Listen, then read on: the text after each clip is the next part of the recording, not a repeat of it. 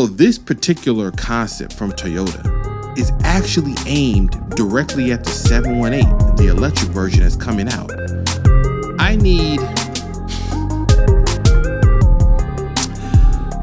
all the pens, paper, Wacom tablets, the Cintiqs, the digital pens. I need all of them removed from the premises of Subaru. Hey, you like cars? Well, so do I.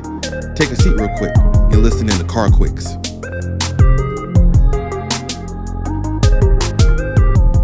Welcome back. Episode 33. I'm on my right episode this time. Okay, I don't have to do another edit. It's 33. Welcome back to CarQuicks podcast. Got some news today. This is a good one. And it's not even the SEMA Show yet, but this is a good one. So, welcome back. We're about to get it cracking. You already know, episode 33, CarQuicks. Yes. As per usual, back at this again. I say that all the time, right? But you know what? I want you to understand that this is a repeated thing. This is effort, right? I love doing this, but it's effort. So I got to make sure that I'm hyping my own self up to come back here every single time to do this. So this is what I'm here for. This is what I do. This is what I was born to do. Now, to the episode. We got some stuff to talk about.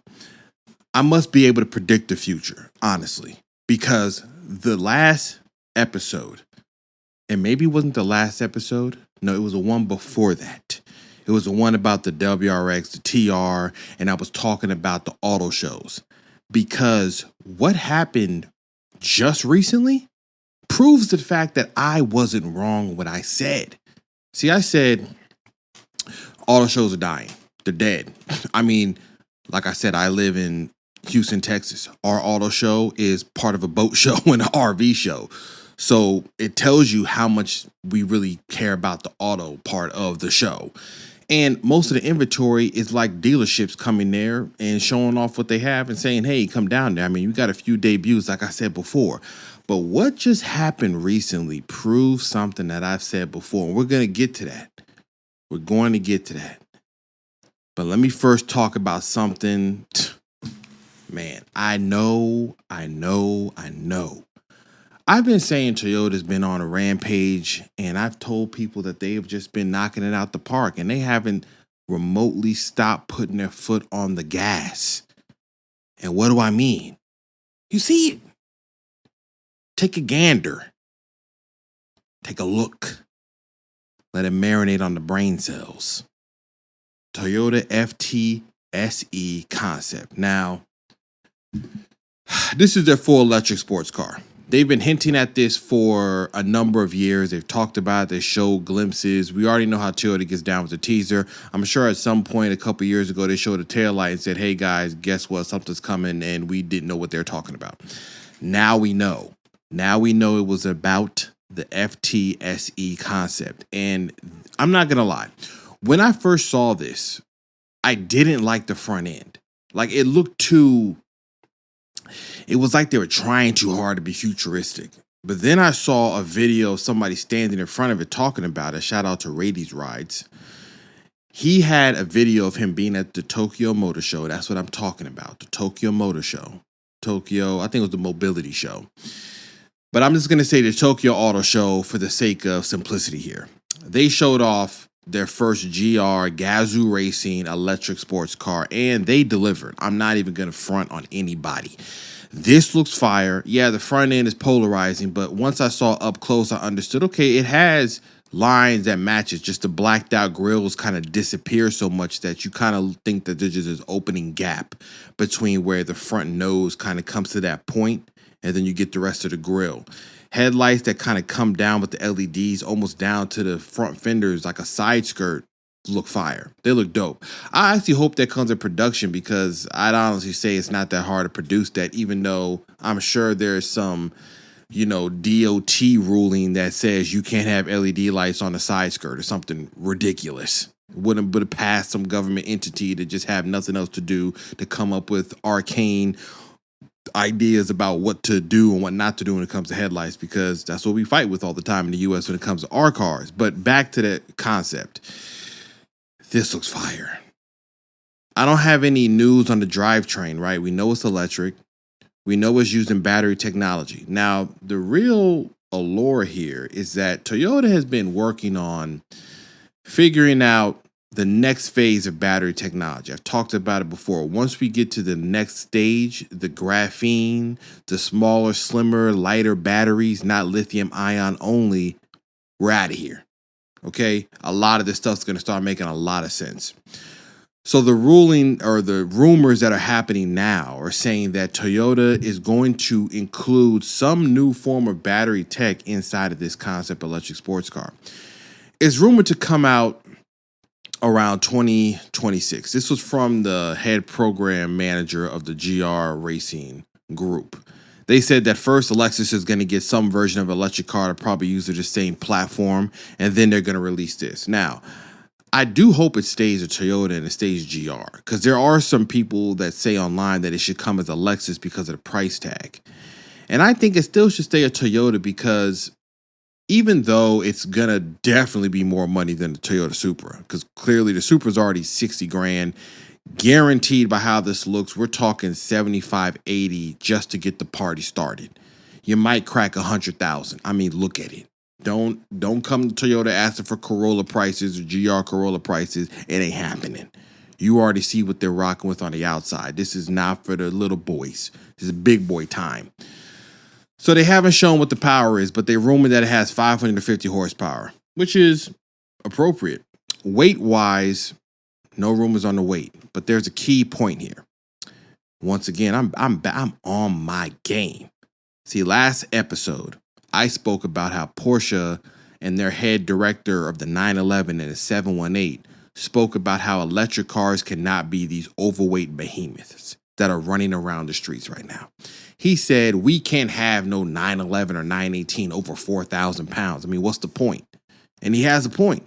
The point of the sports car is to be nimble, fast, move around the way it should be. If I come around and I say I have a 4,500 pound sports car, then really most people aren't going to believe you. They're going to say, that's not a sports car. That's just a Grand Tour. That's basically just an overweight car. So this particular concept from Toyota is actually aimed directly at the 718, the electric version that's coming out. Now, if Porsche's talking about the weight being reduced, Toyota's talking about the FTSE concept aiming directly at them, then you know they're also talking about the weight. And if they're dealing with their new battery technology, they may be onto something where they might get this well into the 3,700, 3,600 pound weight, 3,500. And if they do, because really they just want it to be under 4,000, honestly. I think that's the real limit on the electric sports cars. They get it under that, we have a winner on our hands. And you already see the interior, because I'm going to give them this round of applause on that interior. The seats, fire. Blue color, I mean, you already speaking to me. That's my language. Blue, I love it. I already know what these seats look like, too. These are Recaro podium seats. You can buy these aftermarket. I mean, at least the back portion of them. That shape and that look, I'm going to put the two seats up on the screen. That's the podium, and then you're going to see the Recaro one from this FTSE concept. And those are the same exact seats, clearly, because Recaro, and they're working on them. The podiums look fire. I mean, I've thought and dreamed about having those seats in my own GR Corolla, but that might be a little extreme for a street-driven car. And those things cost like $2,000 a piece, if not more. So let's be honest here. That's ridiculous if I'm just daily driving. But as far as how it looks, front end looks fire, even with the polarizing look. The interior with the seats, blue, Recaro, looks dope. The dashboard. Now, I'll give them this. This looks very futuristic and it looks production. That's a good balance, and that's a hard thing to pull off. Like, this looks like a concept car, but it doesn't look so far-fetched I couldn't see it on the street. And that's probably praising more to Toyota taking their time building this out, to know that we have to build something that looks like it can actually happen. So you see the steering wheel. It's not a yoke style, thank you. I mean, it's still a very funky looking shape. It's more of a rectangle. But you have these two screens that are flanking both sides of it, which I would imagine are for driver controls. Driver modes, driver interface. I will say this though. When you start having a lot of digital displays and they're all touchscreen, your interface better be rock solid. Okay? It better be iPad, iPhone, Android, Google Pixel levels of touchscreen response. Because nobody wants to overly tap a screen if I'm saying I want to change the drive mode I'm in, I want to turn on the signal, I want to do something. It needs to be immediate.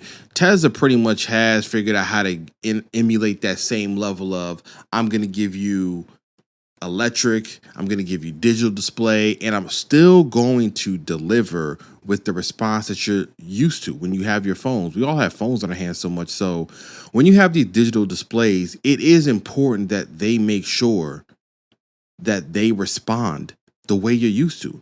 So the two displays on the side look like small little tablets of some sort. Obviously, they're going to control the way this thing is controlling the car. I'm sure it does the turn signals, the drive in and out of EV mode, whatever mode it's going to have, obviously. And it just looks dope. And even with the 3D, like on the inside and on the tunnel and on the door, there's like this 3D printed material inside of also Alcantara and carbon fiber. So what I like is this mixture of textures. I think it looks really dope. I mean, seriously, look at the pictures, look at the inside. You telling me Toyota isn't on a run? You're lying to yourself. So I think this was cool. 2026 is the rumored time. We're not that far away. It's 2024 in the blink of an eye. It's already the end of October. It's about to be Thanksgiving. It's about to be Christmas. You already know after that it's New Year's Eve and it's 2024. Time is flying, number one. And number two, 2026, even if it's 2027, is only 2 to 3 years out. So in that amount of time, we're about to get what could very well be the very first available electric sports car that is futuristic looking. I know we have the Rimac. There are electric hypercars. I'm talking about something being introduced to more of the masses. And we've had a few ideas of it. There have been a few things that have tried to come. This is a very big push, especially for GR and Gazoo Racing, because their whole stick is we are a true developer of cars that are for the driver and excitement. We're not playing around. And playing around, they weren't doing at this show because that's not even the craziest thing here. Okay, the FTF, I can't even say this thing.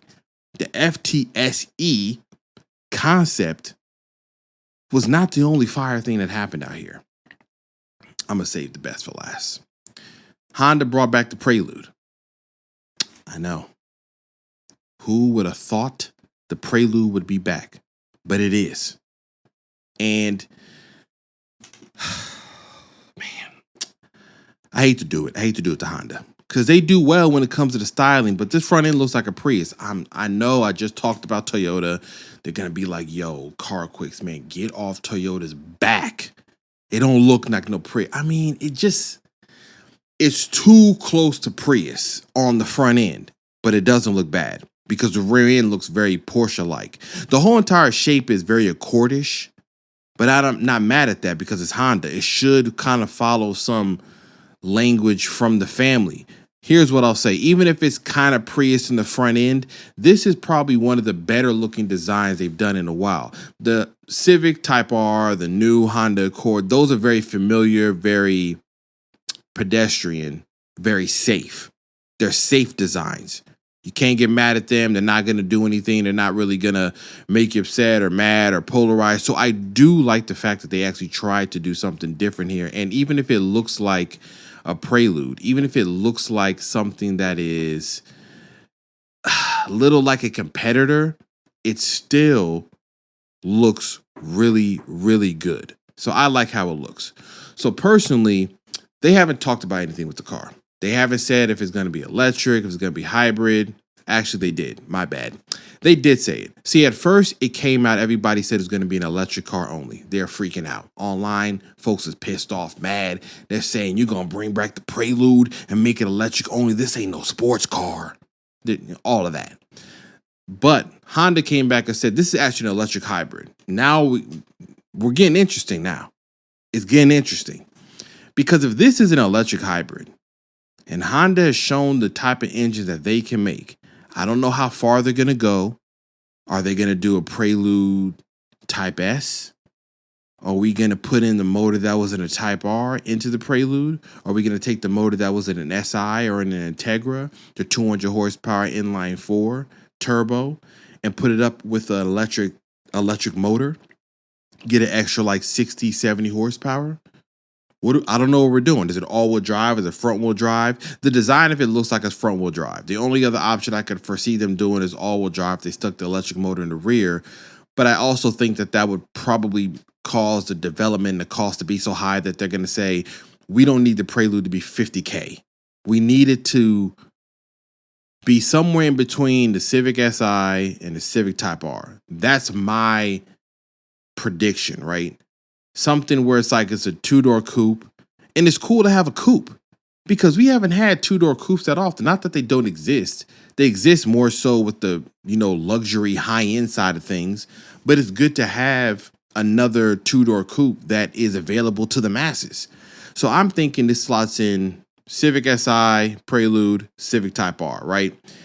And if they kind of combine that SI motor with an electric one, we can be on to something that's very, very good. Don't discount what Honda can pull off here. I know a lot of times people look at this. I'm trying to adjust this microphone. I know a lot of times people look at this and say, I don't want an electric car. I don't want anything to do with an electric car. I don't want anything electric in my sports car. I don't want the hybrid. And I think a lot of it just has to deal with the fact that this is so new. We got to get something that delivers to then believe it. We've already had motors and chassis design and engineering deliver. We've had plenty of iconic sports cars that were standard motor, gasoline, ICE. So when you talk about a hybrid and sports car, we're kind of like, all of us are like, I don't know, prove it. Show me that it can be. Show me that it can actually be attainable, that it's not something that's just an outrageous price tag for the very few, and then it just turns out to be something that wasn't really for the masses of sports cars or drivers, because the driving part is important. Will it be a manual? I don't know. If it's a electric hybrid, if it's a gas hybrid, I can imagine they can still put a manual transmission in there, and Honda is renowned for their beautiful feeling transmission, so it would be a disservice if the Prelude came out and all it had was some automatic transmission. But I don't know what their goal is here. So they showed off the Prelude, right? Even more is coming. Listen, they were jam-packing this show like the good old days, okay? It wasn't even, I wish I was there. I haven't seen a show dropping this many announcements and this many cars in years. It's about time. On top of that, Nissan released PlayStation 1 graphics.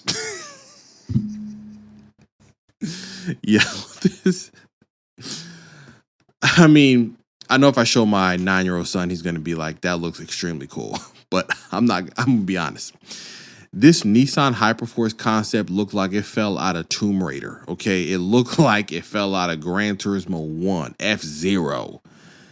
I don't know what's going on. But I do know it looks extremely wild, okay? Very futuristic. So Nissan showed off the Hyperforce concept. Clearly homage to whatever the future of the GTR is going to be. I've done little shorts laughing at the fact that the GTR looks the same as the last GTR. We're at the R34 version 9 of the same front end. Okay, so it's high time they do something. So I can imagine they did this because they probably heard me. They probably heard the jokes and said, we got to do something wild. This front end is insane. Okay, it's about to plow all the snow in the Northeast. I really don't know where they're going. This thing is slicing ankles and elbows as you approach the car. So this is clearly a concept, but hey, the Cybertruck looks equally as nuts and it's coming out, supposedly, okay, but it's coming. So I'm not going to say that they couldn't do it. I almost feel like this is why I'll give the Cybertruck props. They actually did it. It looks so crazy, but it's going to be on the street. So when I see concepts like this Hyperforce, I'm like, go ahead, do it. Do it, Nissan. Go ahead, bring it out, charge $300,000, just make it look crazy. We might as well. What do we have to lose? Nothing. Honestly, it's just going to look absolutely bonkers. Might as well have fun while you still can. Nobody has any information on this because it truly was like the true aspect of a concept. And I'll give them the props there because I spoke about how we lost that allure of a concept. While I might think it looks hilarious because it looks so aggressive and kind of funky, not necessarily to my liking, PlayStation 1 graphics, okay? But I'm glad to see it, right? We haven't had this type of just wow concept coming out where people are like, whoa, okay, that's pretty crazy. So there's no information on the powertrain except for a decal. On the side of the car, there's a decal that says 1000 kW, kilowatt, advanced ASSB-40 RCE. I don't know what that means. It's probably the chassis code for the battery. Who knows? If I'm guessing, 1000 kilowatts is the power they're talking about as a battery system. Does it actually have it? I don't know. Okay. What I do know is that this is proper Blade Runner, cyberpunk, Japanese-inspired design. And this interior is certifiably not reality, okay? There's no way. But if there was a way, now if they do it, I'm not hating. I'm glad it showed up. But this is basically Ghost in the Shell. This is anime on the interior. Red LED lights. You see the steering wheel is a digital display, basically. The seats look like they're crafted into the monocoque of carbon fiber that it's probably sitting on. The screens on the side look like they jet out off of some type of protrusion or some way that they're sitting there with like multiple screens behind it, giving you like that infinity type display. I mean, it looks, if they actually did this, this would look ridiculous. This would be something so cool that nobody could deny it, even if it's polarizing. So the only time I'm going to be able to drive it is that the car's coming to Gran Turismo. So when Gran Turismo comes and gets this update, I'm going to put on my point of view inside the interior. I'm going to drive around in the Hyperforce, okay? I'm going to tell you, I'm going to report back. I promise. I'll report back on the pod and say, listen, I drove the inside. I don't know what speed I was going because I couldn't see nothing. Okay, the dash was just LEDs glaring at my face. But that's not the only thing there, okay? Like I said, we were back to back on this thing. Another car. I need all the pens, paper, Wacom tablets, the Cintiqs, the digital pens. I need all of them removed from the premises of Subaru immediately. From the design department. I need it all gone. I need them to wrap it up, put it in the box, take the Corollas, take the markers, the magic erasers, put them all in the box, tape it up, and we're going to have a discussion. What are y'all doing? Okay, they pulled out the Subaru Sport Mobility concept, and I don't know what I'm looking at.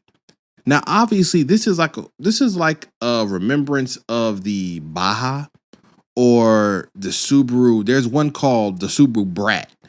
It was like this funky, wedge-shaped design, all-wheel drive, sporties, two-door car that can kind of go everywhere. Subaru drivetrain, all-wheel drive, go anywhere, funky looking. So I know this is kind of what they're doing, but this is a box. I don't really know. Like, I'm being honest here. I don't know who's drawing, not even driving. Nobody's driving. They're drawing, and they shouldn't be. They should be stopped. This is madness. Between the cladding on the WRX and this sport mobility concept, I got questions that haven't had any answers. And it is, what are we doing at these drawing boards? We're playing blindfolded Pictionary, okay? Who is drawing this stuff up? The game that they're playing there is who can draw the best looking car with their hands tied behind their back, blindfolded, walking backwards. That's what we're doing here. So the mobility concept, there's really nothing about it. All they said was that it is a design of a car that is made to go anywhere at any time and still be sporty. So basically an all-arounder. Like, I can go off-road. I guess it can handle somewhat in the street, but who knows? This isn't even like a functioning vehicle. This is just something that got propped up on the turnstile and they spun it around and I said, what is that? I mean, again, I need whoever is drawing at the main table to have their credentials checked, okay? Because it's not what y'all think, okay? This is like Suits. This is a fraud. He ain't a lawyer. This ain't a designer. Somebody is playing, okay? Now, After something that looks like that, you would suspect that there was nothing else that can come bring back the vision to my eyeballs after seeing that boxy abomination. But that was not the case, because Mazda came through. I know, Mazda CX-9. Good old CX cars, family cars, Miata, classic, iconic sports car, still being made, still being beloved by many. One of the greatest handling sports cars you can have. Just, back to basics, right? Mazda rolled out something that looks, listen, I'm going to let the picture speak for itself. You see it. This looks gorgeous, okay? Beautiful. This is like an RX-7 Miata had a child that grew up and did the family good, held on to the name well. This is the Mazda iconic SP concept. And good choice of words. I'm going to say this. And I need Mazda to listen here. Come close, Mazda. Do not play with us, okay? This is not the time to play around. It's enough going on in this world that is depressing that I don't need to see something that looks this good and you tell me that it's a design exercise, that you're trying to figure out how you can take the rear quarter panel and apply it to the next CX series SUV, or that maybe a little bit of the front end might find its way to the next redesigned Mazda Miata, or maybe I'm going to bring back the Mazda 6 sedan and we're going to try to pizzazz up something. No, you hear me? This better come out. So Mazda threw this out there and everybody online, every single person was like, this is the best looking concept we've seen, production looking car. I mean, yes, there's a few things on there I know ain't going to make it to the main road, but the overall 90% of what I'm seeing here better make it somewhere and in its totality. This has a rotary hybrid setup. I mean, come on now. I'm a technology person. The rotary in this one is said to just help spin up and keep the battery and obviously the electric motor acts like a generator inside the car. I don't even know how that's going to function, right? But I'm going to give some theories, right? I would suspect that if you're driving hard and this rotary engine is running and is generating power to the battery, that maybe it somehow acts as an onboard generator where you just have a very long amount of range, or you're feeding the battery where you're getting this constant thrust of power all the time. Like you don't lose it. You don't lose any, like, I accelerated hard, I ain't got nothing left. Rotary spinning up and saying, hey, we got more for you, buddy. More in there. 365 horsepower in there. So as they say, that's what they're saying on the concept. 365 horsepower, near 50-50 weight distribution, weighs 3,196 pounds. Back to what I said in the beginning. Porsche and Toyota are on this line. They're on this line. They're talking about keeping these electric or hybrid sports cars underweight. Under 3,200 pounds is unheard of right now. Even with ICE cars, that's not even heard of. Like, that's getting to the magical under 3,000 pound weight, similar to the old FD RX-7. So if Mazda brings this up and produces this with the hybrid rotary powertrain, 365 horsepower, listen, you see how this thing looks. It has pop-up headlights. Let that marinate. Let that rest on your brain cells. Pop-up headlights in 2023. I know you heard the song Pop-Up Headlights. I think Donut Media did it. What? And they're not going to release this? Listen, it'll be a disservice to everybody who loves cars. Listen, Mazda, here's the problem that they did. They shouldn't have released this, okay? They now have to be held up to a standard that they may not be prepared to do. But guess what? It's too late now. You already took the sheet off this. It looks absolutely insane. Everybody's talking about it. You better make it. If you don't make this, I don't want to hear the CEO or the head of Mazda was talking about, we didn't do this just for fun. We did it because we want to show that we love cars. Well, if you love cars, you will love the fact that everybody's waiting to buy one of these, okay? So let's make it happen. Interior wise, it's now obviously the interior is going to change and shift because it's very concept-y, but it's very simple. And I do like that fact that it had just 2 digital displays, which that's not hard to do. I don't know how they obviously function and look, but you have one in the cluster, you have one in the center, and that's easily achievable. That's not hard. We already do it now in cars. Teslas, I have a digital display in my own GR Corolla, so that's not nothing shocking. Interior looks like it's Alcantara suede all around. Two-seater, simple. It's probably a 2+2 when this thing comes out. That's what I'm saying. I'm speaking this into fruition. I'm not even going to act like I'm not going to try to manifest this thing coming out. Would I buy one? Absolutely. Will I have the money when it comes out? I don't know. Who knows what life's going to serve up? But I would just even like to see it. Maybe I'll go for a test drive. Maybe by that time, CarQuicks is out of here and I'm at the press event rubbing my hands together like I said it would come true. So we'll see. We're going to see what happens. But this all took place, right? And this is what I was talking about in the beginning. This all took place at the Tokyo Auto Show or the Tokyo Mobility Show. But like I said, I'm going to say Auto Show. And it just showed that the Japanese and Japan actually are trying to create auto shows like we had before. And it's funny to have done that episode where I talked about, hey, these auto shows are out of here. They're dead. They're done. Now, you're probably wondering, what just changed? See, the shirt changed, hat's the same, glasses are the same, but I got played, okay? So in the land of recording videos, every once in a while, something ridiculous happens, like the battery dying, running out of storage, all types of tomfoolery. And see, I was going to let it rock and just do the audio. But see, I like to be consistent here on CarQuicks podcast. We like to keep it consistent on the CarQuicks YouTube channel. So I had to make sure I had to come back and get back to where I left off. So sorry for the, interruption, but we're back again. Okay. So let me go back to what I was talking about. So, oh snap. Hold on a second. Let me make sure everything is on a do not disturby, because what we can have is people trying to get in contact with me, because that's not going to work for me.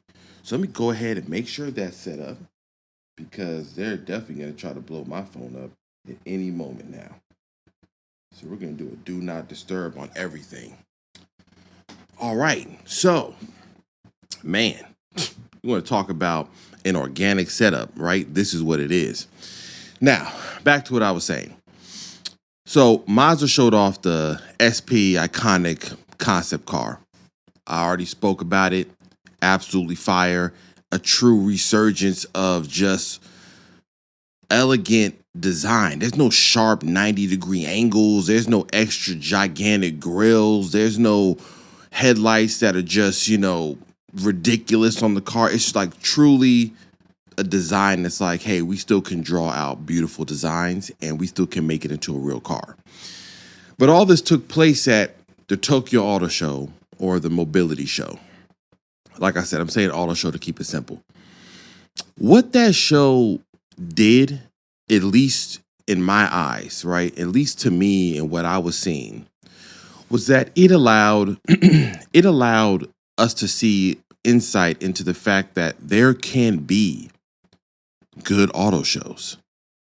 See, my last episode back when I was talking about the WRX TR, I spoke about the lack of auto shows. I said the Detroit auto show, the New York, LA, Chicago, Houston, all these major markets, their auto shows are afterthoughts, right? I think one of the bigger shows, one of the debuts was the Subaru Crosstrek, like I said. And I'm like, it's not that we don't care about these commodity cars. They're the ones that actually sell the most, right? But you're not pulling people into auto shows based off of whatever the new Honda Odyssey is. Not that there aren't people like myself, like when we were buying our minivan, we went to the auto show to sit inside of the Pacifica, the Sienna, the Odyssey, the Carnival. We wanted to sit in everything to get an idea of what we actually like before we went to go test drive it. But most of the time, the excitement of coming into the auto show is to see something that you haven't seen before.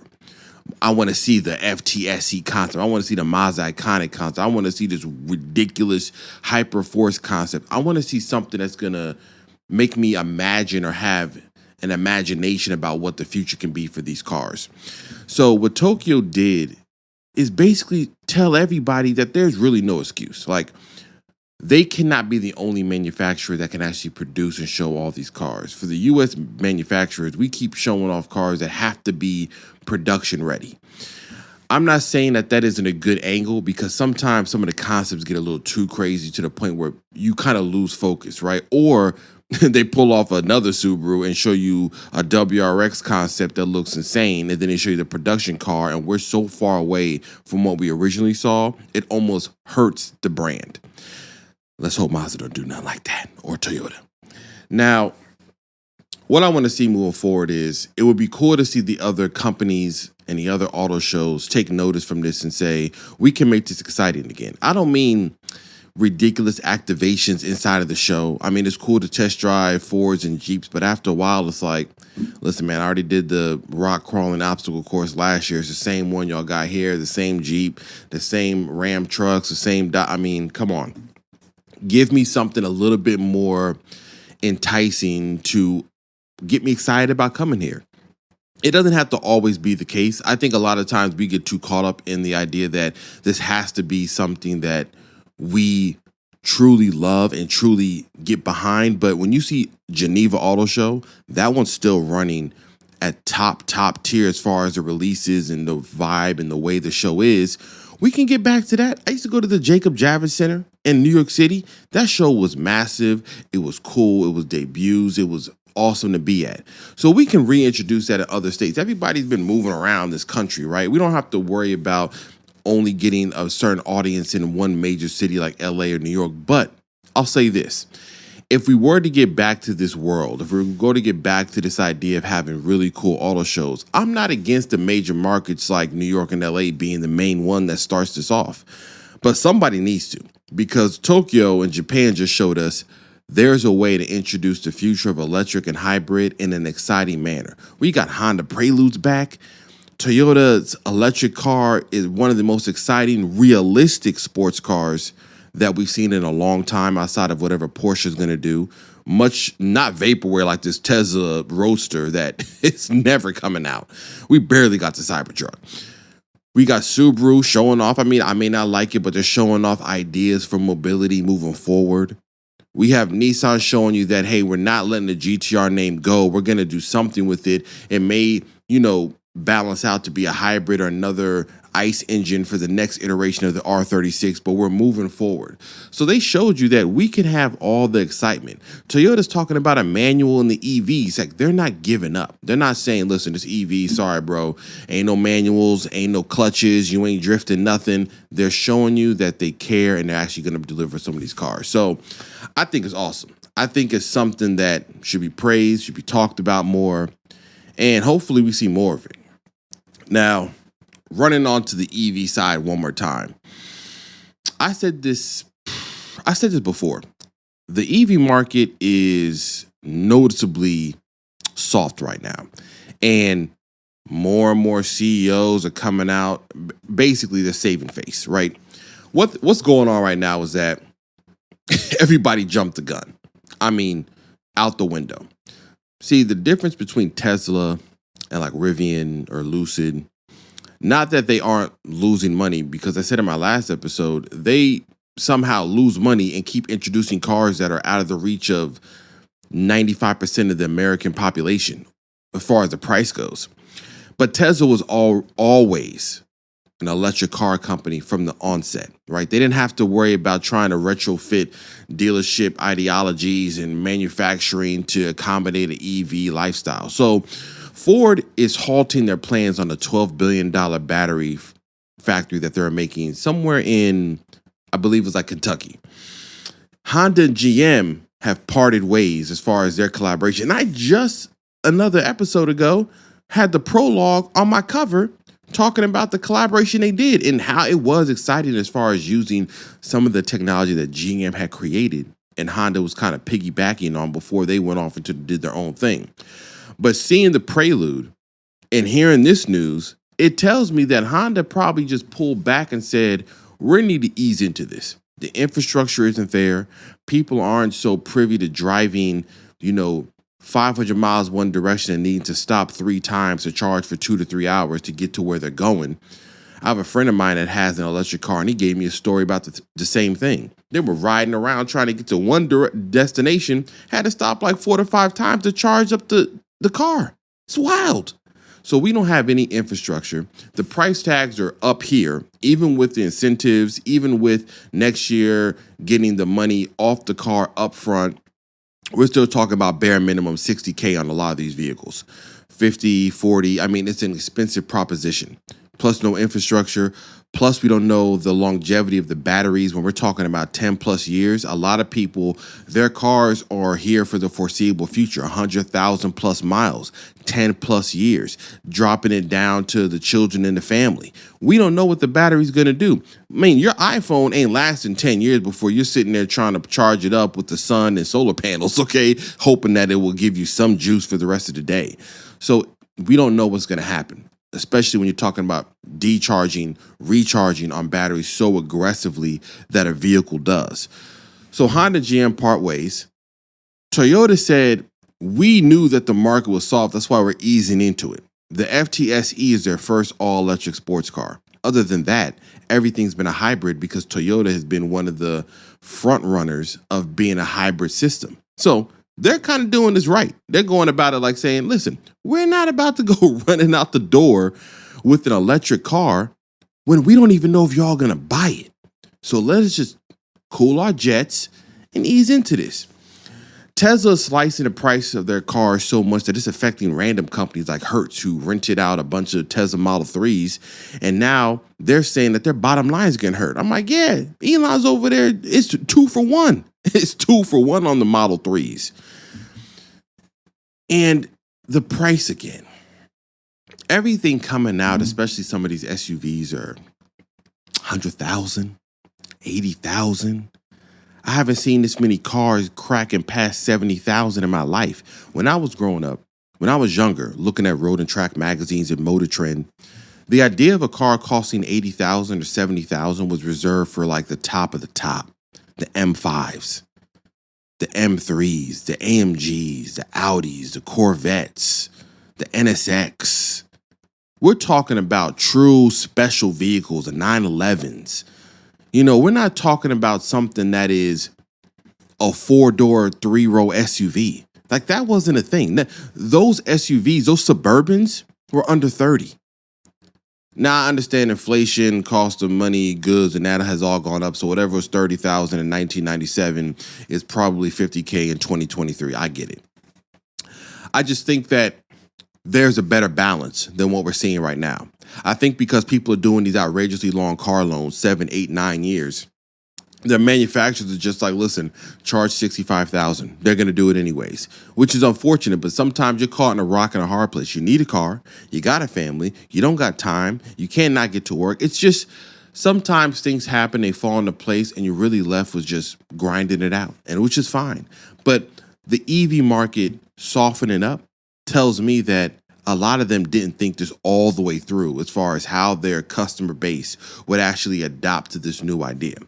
So the EV market softening up, right? No surprise there if you've been paying attention to what's been going on. But into the other fun cars that are coming, because everything is an EV, but there is another hybrid coming. So y'all get ready, because the next Lamborghini Huracan, it's a hybrid. And believe me, I know that V10 sounds magnificent, okay? That is one of the best sounding V10s ever created. And we're about to lose it. I know. It's, time of the ends. That's all I can say. We're coming to a close on a lot of this stuff. The Gallardo, the Huracan, the R8, that V10's gone. And I don't really know what's going to happen to the aftermarket, because there's a side of the V10 that's gotten really popular with the Sheepy Race and Underground Racing guys making these twin turbo monstrosities on the street. So I don't know what's going to happen. I suspect a couple things. They showed the successor to the Huracan running around Spain. It was a spy video that somebody shot. And clearly it has an EV mode, because there are moments when it drove by in complete silence. So everybody knows this is the rumored V8 twin turbo hybrid. It's a flat plane V8 though. So we're about to still get a bit of that exotic noise. You heard the Z06, you heard a Ferrari 458. we're going to get back to the how it sounds good. So we got a flat plane V8 twin turbo hybrid. Has an electric motor in there somewhere. I'm sure it plays more so to the performance side of things than it does trying to be an EV. If there is an EV mode, it's probably for 5 to 8 miles to just get you into town. Maybe for those areas like Paris or certain small towns in the Europe area where they don't want a lot of loud vehicles. That's where this comes into play. 8 miles, get into town, EV mode, get what you need, come back out, or go home and quiet when you come out. Similar to what I talked about the E-Ray should have as far as being able to activate that stealth mode more after you start the motor. So they showed this running around. It's going to have all-wheel drive. It's going to have the power. I suspect that the V10 prices shoot up once this comes out, mainly because that V10, especially the gated shifter Gallardos, I mean, those are already going up in price because if you want that true visceral, I'm shifting 10 cylinders of Italian power, you're not getting that again. I mean, that's a niche market that's gone. You ain't getting no more manual V10s gated shifters, okay? We're moving on to the dual clutch, guaranteed in this, the Revuelto? I might have said it right. I said it right when I first announced it, though, so don't try to hold it against me. Their V12 they kept. I imagine that Lamborghini had to make a choice here. Do we put money on the Halo car with the V12 and redesign that to be efficient for the new European standards and have an EV mode? Or do we do it for the Huracan? And I think for price, it makes sense to make the V12 the last kind of song and dance, depending. Who knows? Maybe the next iteration after that will have a V12 again. But the Huracan is going to have a V8 twin turbo flat plane. Don't know the power numbers. I would imagine that it's over the power that the current outgoing Huracan has, which is about like 600 plus. So this is going to have more than that. I'd almost guarantee that it will. But the aftermarket might have something really cool up their sleeve. Not that the aftermarket for the Lamborghini really matters for the purchasing of the car. There's like a 2% of the population that actually affords to try to take their Lamborghini to these ridiculous levels when it comes to like racing and drag racing. But it would be cool to see what they do with this one, because coming out the factory, if you already got a twin turbo V8, if it's already like a forged stout motor, we might be on to something that is truly special when it comes to what they can do after. But besides the point, there was a quick little point in the video where the motor started. It sounded ferocious. I'm not even gonna lie. That motor started and I was like, almost blew my speakers out. I was like, okay, that sounds nasty. So I'm not too upset about the V10 leaving. Not that I was buying a Lamborghini. It wasn't like I was in a Huracan market. But if I was, I would gladly, accept the V8 twin turbo hybrid setup. I want to see what that's like. The technology is going to be cool. And speaking about racing, there's a gentleman in Socal. I'm looking at my notes. He opened up it's called street legal drag racing. He opened up a drag track in Socal that was like 330 feet. It's not an eighth. It's like 1/16. It's not a quarter mile. So it's shorter, much shorter. It's behind some like fairgrounds. It's shorter, so it's more compact. The reason I'm talking about this is because when I saw this, I was like, man, that might be a good concept to adopt around all these areas where we're losing the large drag tracks. Like there's one in Colorado right now that just announced that they're closing down. Houston lost a major one. Major other ones in California shutting down. And obviously what happens, you shut down a drag track, street racing or other activities on the street go up. Not that they weren't already up, because most of the time they're not just not racing on the street because of the drag track. A lot of it's adrenaline, rebellious attitude about it. But if you close them down, you're not really helping the case. But this gentleman opened up one to help, quell that issue inside of SoCal.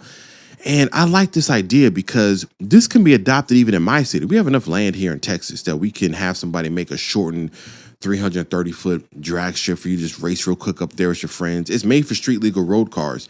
Not that street legal road cars don't get to 1,000 horsepower, but the thing is, it's easier to come in. You don't got to worry about, prepping this massive track. It's basically run what you brung and have a good time doing it. Quick little $40 to get in, have fun with it. I can see this being set up in an area where you have other car activities like other buildings, food, trucks, simulators, a little car meet over here. Maybe there's a section where y'all can just bust and do donuts like you want to do on these takeovers. Have a little drag truck. Basically make it like a car enthusiast park. And you can just go where you want to go. I think that's a really cool idea. Now, I say all this because this is ideas that have been sitting in my head for years. But obviously all that takes money and time and resources. Maybe one day I will get there and I'll be able to make it come to fruition.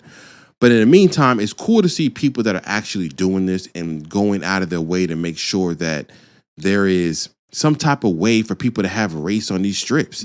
Speaking about strips and racing, we have this event out here in Texas called the Texas Miles. Basically on the airstrip, 1 mile long, go as fast as you want. If you want to see cars cracking 200 plus miles per hour flying by you, that's the event to go to. But the reason why I mentioned that to wrap this up is because somebody went 200 miles an hour in a Dodge Neon SRT4. I'm not going 130 miles an hour in the SRT4. I didn't even know they were aerodynamically set up to handle 200 miles an hour. I'm imagining that the Dodge engineers saw this and called that person up and said, "Hey man, you got a family. You might want to just chill out a bit. A little wing in the back. We weren't thinking about this now." So this gentleman there has basically built up a Dodge Neon SRT4 to basically crack all the records, because I am sure that he wasn't up against many people in the sport compact. Well, actually, no. Let me take that back. There was a gentleman with an Acura Integra that did 200 miles an hour. The shocking part of the Neon part isn't the fact that it's another sport compact doing over 200. It's how stock it looks. I mean, I'm talking about the wheels look the same. Maybe it was some special tires, but they look stock tires. I mean, it looked like it sleeper, okay? The definition of sleeper, because if you were in a Ferrari or a Porsche or a GT3 doing 180 and this man came creeping up on you, you would be out your rearview mirror thinking, this is not happening. Take this car back, give me the turbo, okay? So that was just a cool, funny story to hear about. And, on this little second phase of me recording this video, we wrap this up. We're all done. I love being here with y'all. I'm going to be back again. Obviously, we got SEMA coming up. SEMA is around. To have this Tokyo Auto Show and the SEMA, it's back-to-back fire episodes. I was excited to record this one. I was like, I'm reading all this news. I'm reading all these articles, watching all these videos on YouTube. I'm like, oh, snap. It's really cracking out here. We're back to the car moment. I said that a couple episodes ago. I said, hey, we're not really in the car episode. The car moment as far as, not episode, car moment as far as the auto shows and SEMA, but we're here now. And if you haven't heard those, then subscribe. Because if you made it this far and you haven't said, this man is delivering top quality, unique personality inside of this space of podcasting with automotive, then I don't know what you're doing here, man. I mean, hook me up. Hit the subscribe and the like. What's the worst that could happen? I give you some news on the car industry in a way that I like to do it. But SEMA's coming up, and I'm excited. I don't have any news on the GR Corolla. Haven't added nothing to it. I'm certainly waiting for SEMA. There's a bunch of lip kits coming out from companies I followed the other day. New exhaust coming out, downpipes, tunes, wheels. I really need to get some wheels. I mean, oh man. I told you before, the Desmond Regan Masters are top on the list, but I may have to find some alternatives. I know this joint's be expensive, but I want to find suspension. I want to find all those things aesthetically to get it. I'm not really rushing for power. Honestly, I'm probably going to go for an exhaust and just chill out for a bit, because realistically, chasing the performance isn't my main thing right now. I just want to enjoy the car. I really like what HKS did for their exhaust, just like how it looks. And who doesn't love HKS? I mean, come on now, HKS. So I'm waiting for SEMA to be done. When that is done, this next episode is going to be talking about all of that, all the bills, all the stuff coming out. And I hope to see you there, because this ain't the only episode that's going to be there. We got many more to go. This started at the beginning of the year, and it's going to keep going for the many years to come. So as I say all the time, do as you wish and do as you may. It's Cameron Biggs, your host, and this is CarQuicks. I'll see y'all around.